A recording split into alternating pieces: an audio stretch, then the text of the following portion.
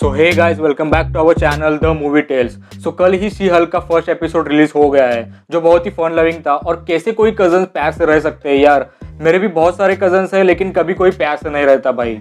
Anyways, as always इस episode में भी बहुत सारे रेफरेंस और ईस्टर एग्स हैं, जिनके ऊपर हम आज ही बात करेंगे। सो विदाउट एनी डिलेज चलिए ब्रेकडाउन शुरू करते हैं।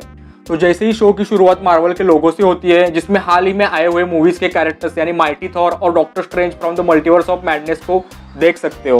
देन एपिसोड की शुरुआत होती है जेनिफर के स्पीच के प्रैक्टिस से, और यहाँ आप नोटिस करोगे तो उसके बैकग्राउंड में ग्रीन बैकग्राउंड ही रखा हुआ है।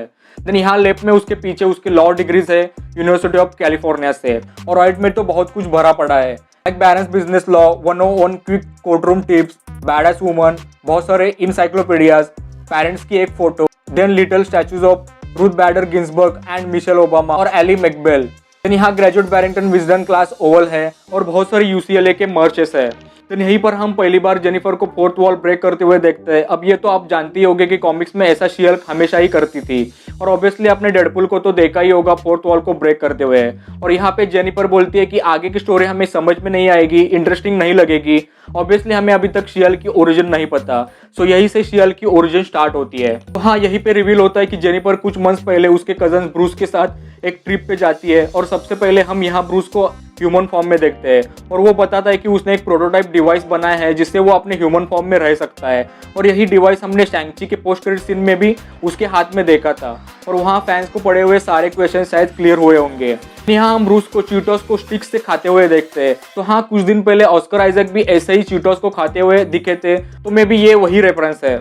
देन कजन्स के बीच का फनी डिस्कशन दिखाया जाता है, जहाँ स्टीव रॉजर्स के ऊपर डिस्कशन चल रहा होता है। ऑफकोर्स आपने तो देखा ही होगा।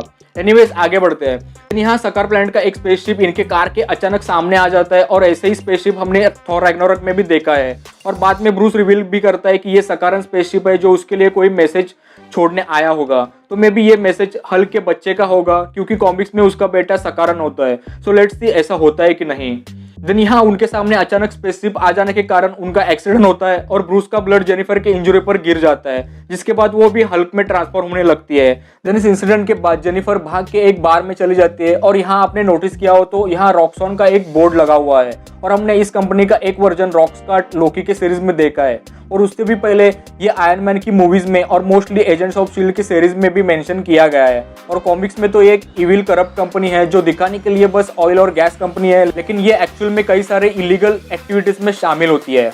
देन यही बार के अंदर एक QR कोड भी दिखता है, जिसे आप स्कैन करोगे तो सैवेज शी हल्क के इशू नंबर 1 कॉमिक को आप फ्री में पढ़ सकते हो, जिसमें शी हल्क की ओरिजिन दिखाई गई है। और हाँ, लिंक डिस्क्रिप्शन में है, चेकआउट कर लेना। देन आगे बात करें तो जैसे ही जेनिफर वॉशरूम में घुसती है, तो वहाँ बोर्ड पे कुछ सिंबल्स देख सकते हो, जैसे कि मिस मार्वल का सिंबल, देन एवेंजर्स का A, और इवन स्पाइडरमैन का स्पाइडर भी। देन इसी बार से ब्रूस जेनिफर को लेके जाता है मैक्सिको के किसी एक सीक्रेट लैब में, और यही हमें आयरन मैन का हेलमेट भी देखते हैं, और पीछे हल्क का हेलमेट जो हमने थॉर रैग्नारोक में देखा था।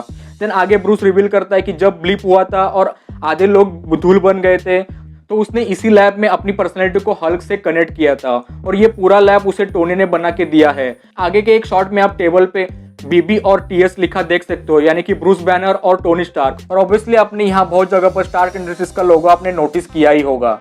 देन ब्रूस यहाँ ये भी बताता है कि जेनिफर का जेनेटिक पैटर्न उससे भी बेटर है, जिसकी हेल्प से उसने अपने डैमेज हाथ को बहुत जल्दी हील कर पाया। फिर इसके बाद के सीक्वेंस में ब्रूस जेनिफर को हल्क की ट्रेनिंग देते हुए दिखता है, और जैसा दिखाया गया है कि जेनिफर ऑलरेडी सब चीजों में परफेक्ट है, मतलब उसकी 2 पर्सनैलिटीज नहीं है, वो जल्द ही जल्द सब सीख रही थी। उसका एंगर मैनेजमेंट भी हल्क से कई ज्यादा बेटर है। देन यहाँ पे जेनिफर रिवील करती है कि वो कोई सुपर हीरो नहीं बनना चाहती, एक नॉर्मल रॉयल की तरह ही रहना चाहती है, और ऐसे ही सबको हेल्प करना चाहती है। देन यहीं पे पहली बार हल्क बनने के बाद जेनिफर फोर्थ वॉल को ब्रेक करती है। देन इसी पूरे सीक्वेंस के साथ ही उसकी ओरिजिन कंप्लीट हो जाती है, और हम लोग कोर्ट रूम में वापस आ जाते हैं, जहाँ कोई केस चल रहा होता है। और यहीं पे इस सीरीज की विलन टाइटानिया आ जाती है। कॉमिक्स में भी ये शी हल्क की एनिमी रह चुकी है, और इसके पास सुपर स्ट्रेंथ है, और यहाँ शी हल्क एक ही पंच से टाइटानिया को फेंड कर देती है, और पहली बार पूरे वर्ल्ड को रिवील हो जाता है कि जेनिफर शी हल्क में ट्रांसफॉर्म हो सकती है। इन दी एंड ये एपिसोड बहुत ही फन लविंग था, उतना भी इंटरेस्टिंग नहीं लगा, लेकिन ऑब्वियसली कई लोग इस सीरीज को सिर्फ डेयरडेविल के लिए ही देख रहे होंगे, जैसे कि मैं। सो इसी के साथ इस वीडियो को हम यहीं पे एंड करते हैं। आपको ये एपिसोड कैसा लगा कमेंट्स में जरूर बताना। अगर आपको वीडियो अच्छा लगा तो लाइक करना, शेयर करना, और अगर चैनल पर नए हो तो प्लीज सब्सक्राइब करके सपोर्ट जरूर करना। तो मिलते हैं ऐसे ही किसी नेक्स्ट वीडियो में। Till then take care and bye bye.